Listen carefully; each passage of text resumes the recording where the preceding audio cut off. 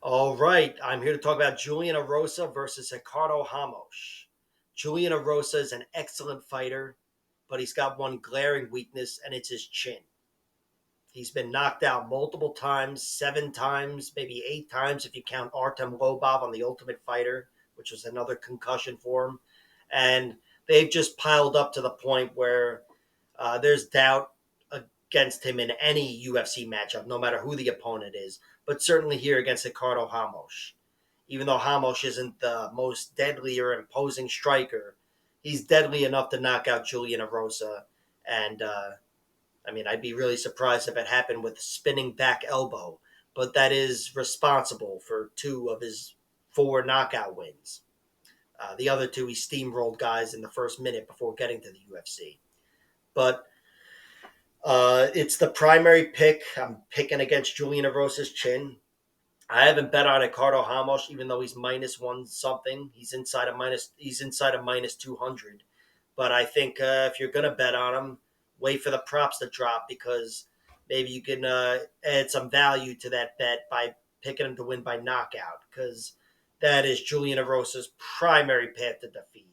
I don't think Ricardo Ramos could sub him, even though both guys are really good submission artists. In fact, I think if anybody's getting subbed, Ricardo Ramos is getting subbed by Julian Erosa. I'd be very sure of that. But the pick is knockout for Ricardo Ramos. The bet will be knockout for Ricardo Ramos. But I'm also going to bet on Julian Erosa because Julian Erosa, if you don't knock him out, he is incredibly deadly every which way. Plenty of knockouts, even more submissions. And as he's shown in the UFC, he gets those submissions down the stretch as well. Charles Jourdain, Sean Woodson, they both got tapped with a Darce in round 3 in grueling fights.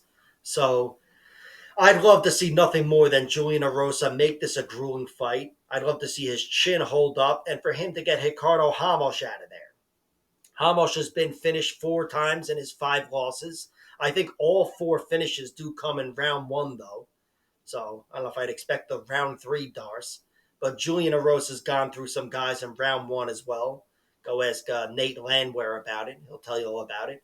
But Ramos is definitely vulnerable, whether they come in the first round or whatever. 4 of his 5 losses, he's been finished, even if they are the killers, like Lerone Murphy and Saeed Nurmagomedov getting him out of there with TKOs and then being submitted by this good fighter, Manny Vasquez, and also Charles Jourdain with the guillotine last year.